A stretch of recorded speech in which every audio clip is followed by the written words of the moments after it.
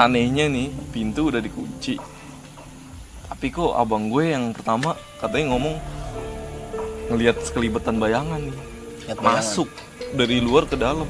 Katanya dia ngelihat di situ ada nenek-nenek. Di SD 03 itu udah angker ya. Iya, 03 itu udah angker juga emang sebenarnya. Abang gue ngajakin ngeliat ke arah lapangan, bener aja yang gue lihat sama abang gue itu ada kayak makhluk warna hitam di tengah lapangan, mata merah. Dia udah apa sih, niat sholat maghrib ya kan. Terus habis itu gak lama dipikirnya abang gue itu udah jadi makmumnya dia. Pikirnya gitu, udah jadi Iya, makmumnya. udah jadi makmumnya dia. Soalnya kan awalnya emang diajakin katanya udah mau kan, gak taunya abang gue masih di bawah pas itu.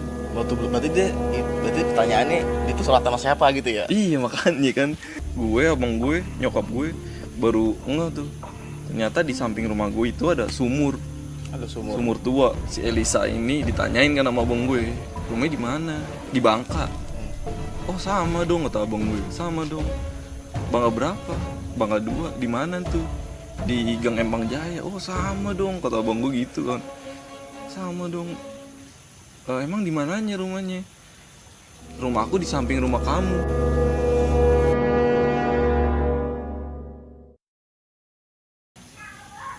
Jadi dulu posisinya itu katanya rumahnya itu emang sebenarnya rawa-rawa bener.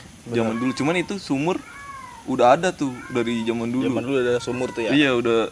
Nah itu sumurnya yang itu. Jadi sekarang tadinya itu rumah mungkin jarang-jarang kan deket rawa ya kan, jarang-jarang. Nah dia ini cerita nih, katanya dia pas tuh lagi nimba, tiba-tiba katanya kepleset dalam sumur, akhirnya ya meninggal lah. Meninggal ke sumur. Iya meninggal. Ya mungkin yang diceritain itu ya dirinya sendiri kali ya, bener mungkin rumahnya emang di situ gitu. Iya, ya udah akhirnya nggak lama abang gue langsung offline.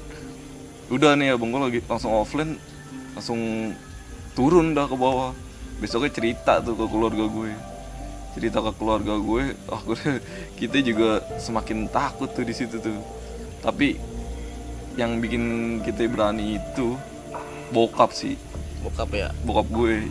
Jadi bokap gue kan ya alhamdulillahnya rada pinter ngaji lah ya kan, sholatnya juga ini dia nggak pernah putus. Nah katanya juga dia pernah, bokap gue ini pernah ngalamin juga tuh di kontrakan itu. Emang ini kontrakan biarpun jaraknya dari kuburan yang pertama kontrakan sama gue itu agak jauh. Iya, cuman nih kayaknya lebih serem, mungkin emang ini posisinya rawa-rawa banget. Faktor dulu ya usulnya kali ya. Bokap gue juga ngalamin sendiri nih di kontrakan situ. Jadi posisinya bokap gue lagi sholat malam. Iya. Sholat tahajud ya kan. Sholat tahajud malam-malam. Bokap gue abis sholat tahajud biasanya ngaji kan. Biasanya ngaji. Gak lama kata bokap gue, di depan pas bokap gue ngaji ini ada yang bolak-balik nih. Anak kecil katanya. Anak kecil dia, bokap gue tetap fokus ngaji kan pada saat itu. Gak lama, bukan anak kecil doang ternyata, di belakang katanya ada dua orang cewek. Ya cuma bukan orang sih ini. Iya. Bokap gue namanya lagi ngaji, saking diganggunya kan rada nggak ngeh itu orang apa bukan kan. Kayak dibawa ke alamnya dia sendiri lah, dibawa ke alamnya itu kan. Akhirnya bokap gue terus ngaji. Nah di saat itu mungkin bokap gue kalau nggak kuat imannya, mungkin ya wallahu alam bisa yang parahnya nggak tahu lah ya, bisa gimana, entah bisa sakit apa gimana. Cuman bokap gue tetap ngelawan tuh. Nah besokannya bokap gue cerita ke anak-anaknya. Nah, gue juga makin takut kan dari yang abang gue ngalamin itu, sampai bokap gue juga ikut ngalamin. Nah ya udah tuh akhirnya kita biasalah, maksudnya disuruh sholat, ya disuruh ngaji ya, suruh biasa aja lah, jangan terbawa suasana gitu, jangan terbawa suasana. Namanya setiap tempat tinggal pasti ada penunggunya kan. Yang penting kita nggak ganggu. Tapi menurut gue tuh emang lumayan ekstrim gitu kayak gitu kalau sampai segitu gitu. Iya makanya. Tapi sekarang yang lu tahu nih itu sumur masih ada apa enggak? Masih Masih di situ masih ada tuh. masih sampai ini sekarang gue udah ngontrak di situ, dan ama yang punya rumah di kontrakan itu juga tetap masih ada sumurnya, cuma ditutup ini doang kok, papan Ya, iya, triplek tuh ya. bukan triplek, papan kan. Kalau triplek kan Tipis ya. tipis, ini papan yang tebel. Nah ini abang gue yang ketiga nih ngalamin sendiri. Ngalamin lagi di Iya, situ, rumah di itu situ juga. di rumah itu juga. Jadi posisinya abang gue kan biasanya, kalau abang gue yang tiga ini kan dia sering main sama temen-temennya yang di rumah yang dulu tuh, yang di kontrakan yang gue dulu yang pertama kan. Dia masih klop banget lah sama temen-temennya, orang namanya teman kecil ya kan. Iya. Dia kalau main dari situ biasanya pulang jam 12, pernah juga itu jam 1 malam. Nah itu dia pas sialnya tuh lagi ngalamin tuh, pulang jam 1 malam, posisinya abang gue lewat pintu belakang, Pintu belakang yang agak kecil itu. gang kecil yang ngelewatin sumur tadi tuh. Iya. Ngelewatin sumur tadi, akhirnya abang gue ini ngeliat tuh, abang gue ngeliat kayak ada karung nutupin jalannya dia yang lewat gang itu. Soalnya kan ya dia mau lewat mana lagi ya Gangnya kan. kan gangnya kecil ya. Iya, gangnya kan kecil, dia harus mindahin karungnya dulu dong. Iya. Kalau sebelum mau ke rumah gue, ke lewat pintu belakang itu ya kan. Akhirnya abang gue mindahin karungnya, itu disangkain dalamnya batu tuh, batu-batu. Soalnya emang dia awalnya ngeraba itu emang kayak Keras itu ya, batu-batu gitu ya, kayak ada pasir-pasirnya gitu lah. Hmm. Ya udah akhirnya abang gue ini mindahin ke dekat sumur itu. Pas dipindahin nggak lama, dia belum ngelangkah ke depan lagi nih untuk ke pintu rumah gue yang belakang, dia ngeliat karung itu katanya jadi gede. Itu karung warna putih kan, Jadi ya udah kayak jadi pocong kan. jadi pocong kecil. Iya, namanya karung kan diikat gitu kan. Jadi merinding gua. Iya. Ini gue beneran nih, serius beneran. Pas abang gue ngeliat itu, ini abang gue udah nggak banyak mikir, langsung ngibrit. Ngibritnya dia harusnya kan pulang lewat pintu depan dong. Iya. Dia saking takutnya, parnonya, udah dia akhirnya nggak berani batalin tuh pulang. Akhirnya dia balik lagi ke rumah temen yang nginep. Saking takutnya mah Iya. posisinya tuh sumur emang pas banget di samping rumah itu ya. Iya, makanya yang gak gue habis pikir juga, kenapa dari semua keluarga gue ngalamin. Nah akhirnya itu dah abang gue cerita tuh besoknya. Kita makin was-was kan, makin was-was. Akhirnya udah tuh besoknya dia cerita ke keluarga gue yang dia alamin semalam kan. Nah ini gue nih sama adik gue yang ngalamin. Adik lu sih ini yang cewek itu. Iya. Jadi kan gue kan 5 bersaudara kan. Jadi posisinya abang gue yang kedua sama yang ketiga yang udah ngalamin duluan ini, dia lagi main tuh posisinya. Mungkin lagi ke rumah temennya nginep kali ya.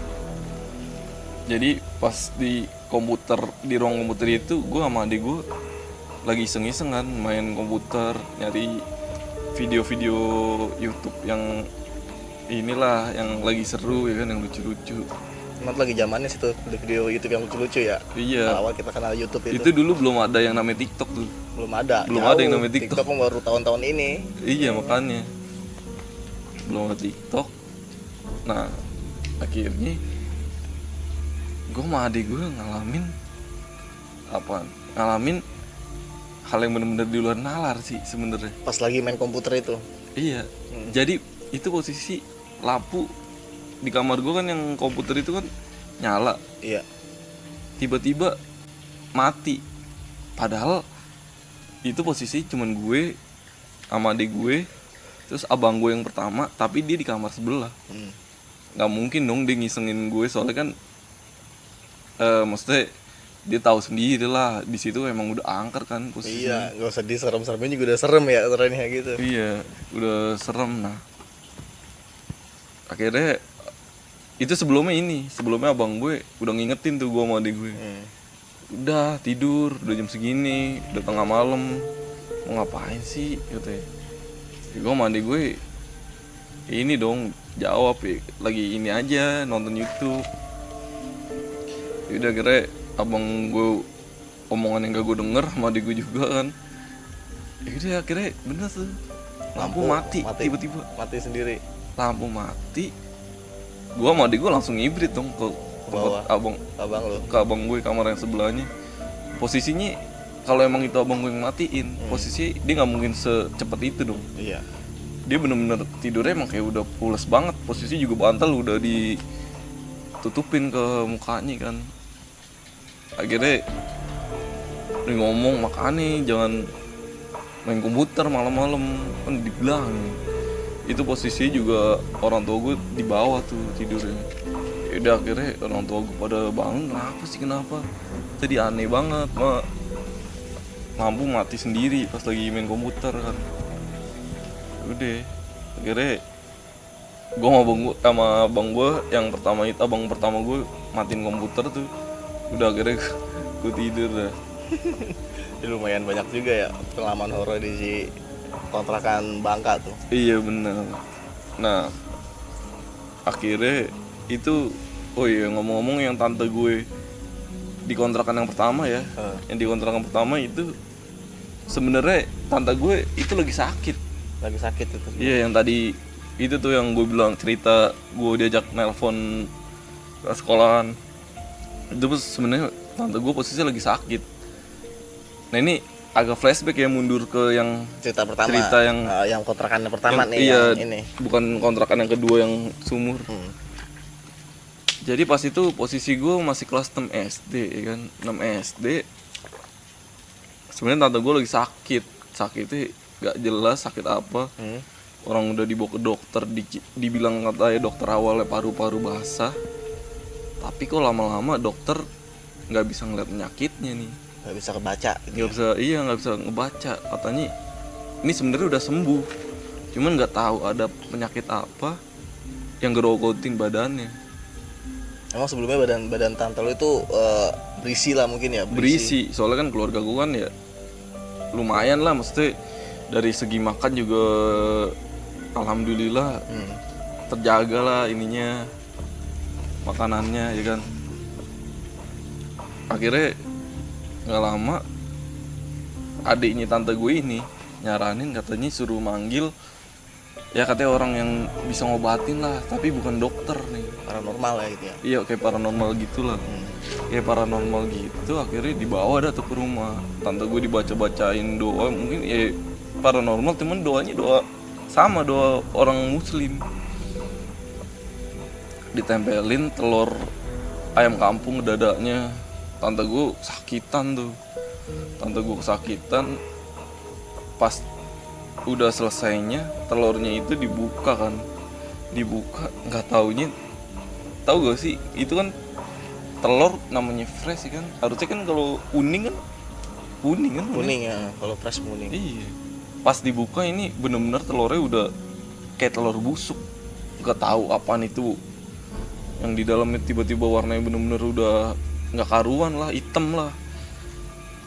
Berarti ada indikasi tante lu ini sakit karena katanya sih ada yang ini nih, iseng, gitu ya? Ada yang iseng.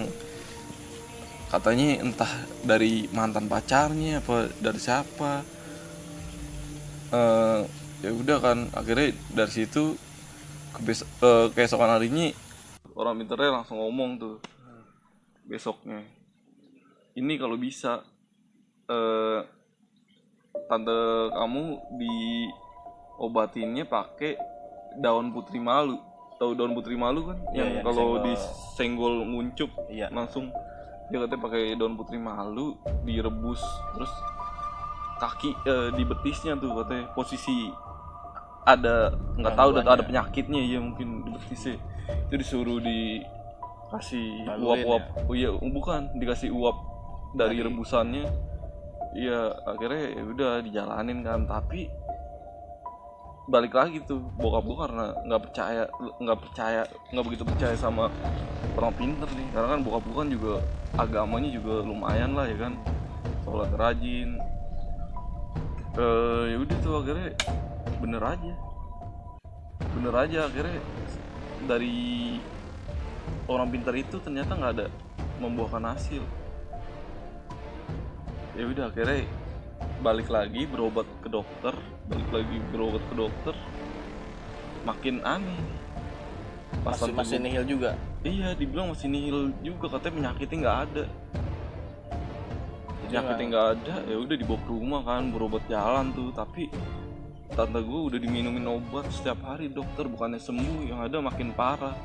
Kondisinya masih makin drop, badan makin kurus, nggak tahu udah tuh apa yang grogotin.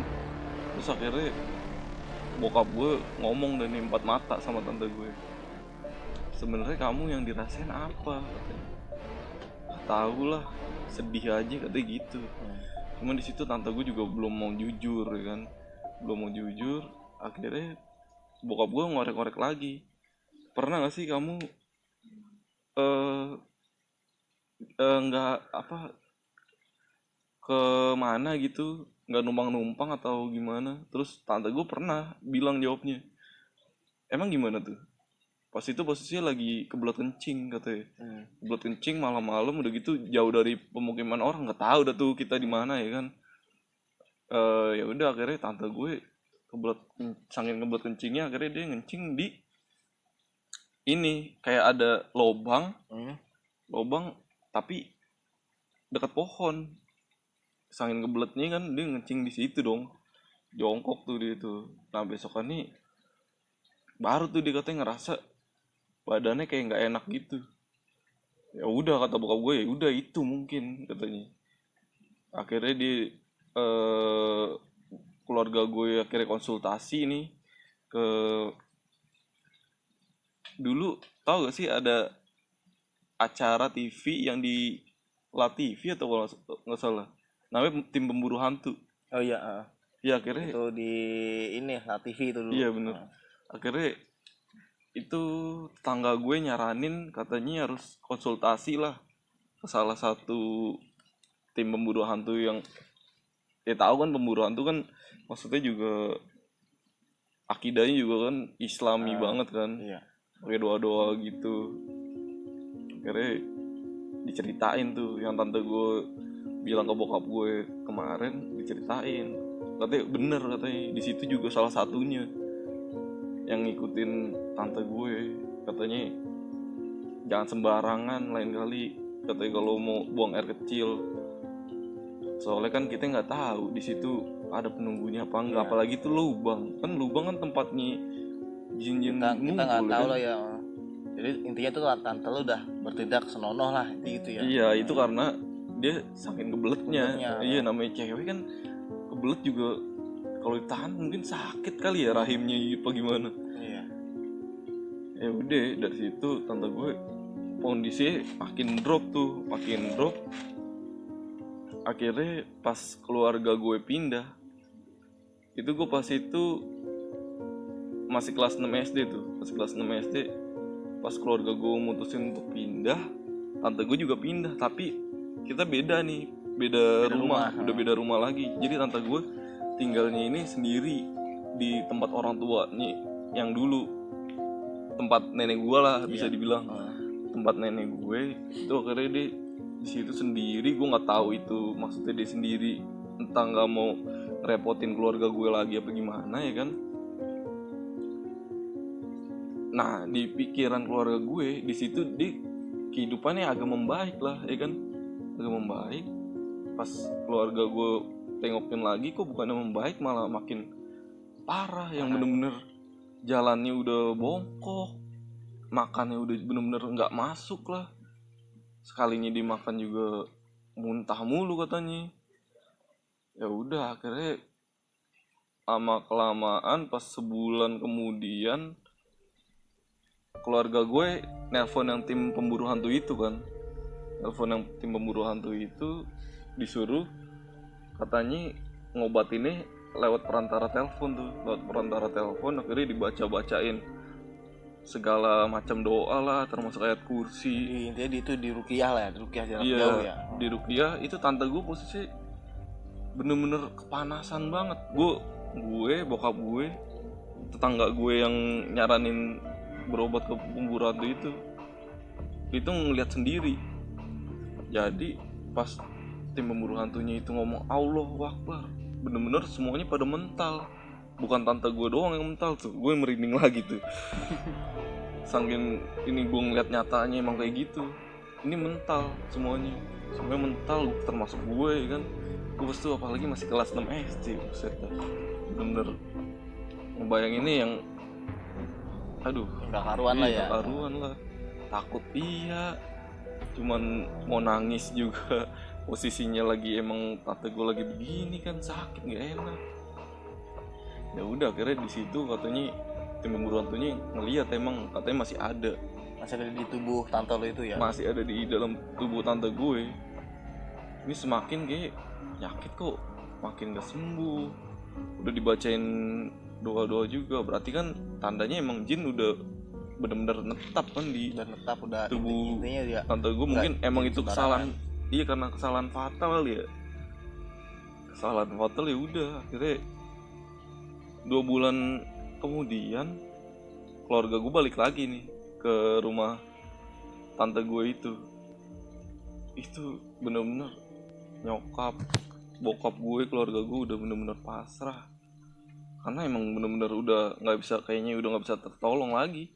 Itu taunya nggak bisa tertolong tuh kayak gimana?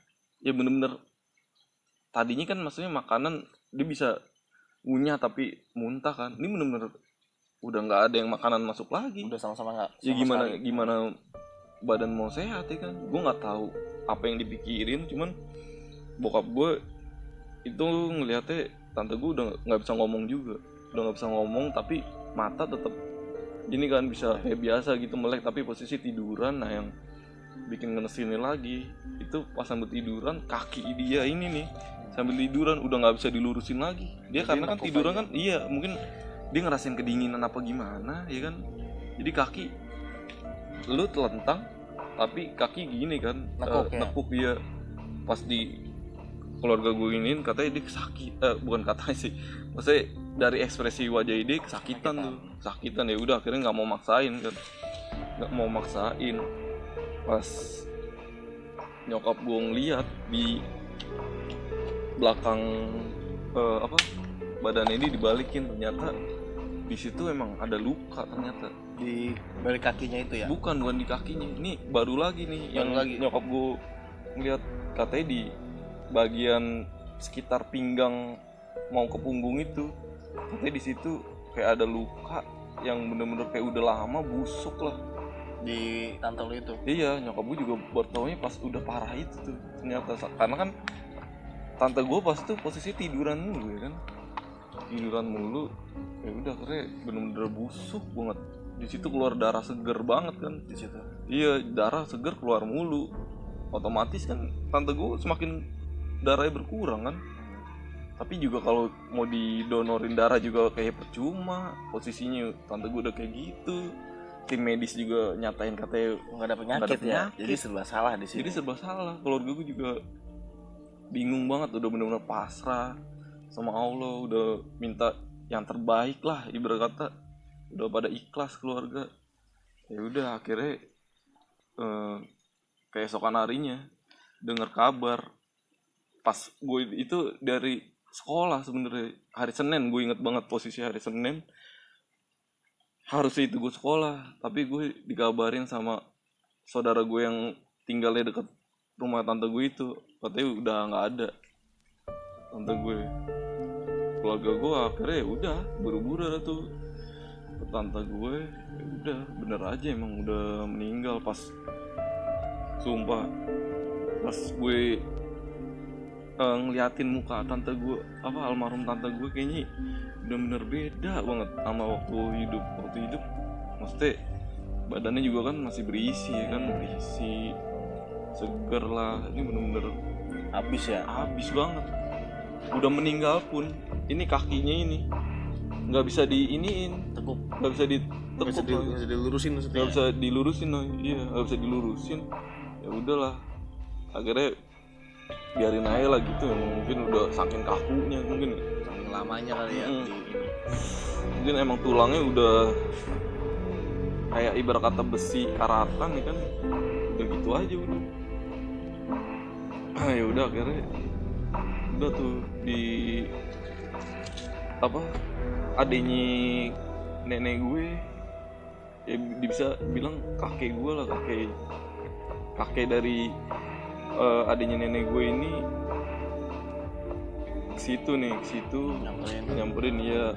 Dia kan maksudnya ilmunya juga lumayan lah, ilmu agamanya udah dia kelas baca doa.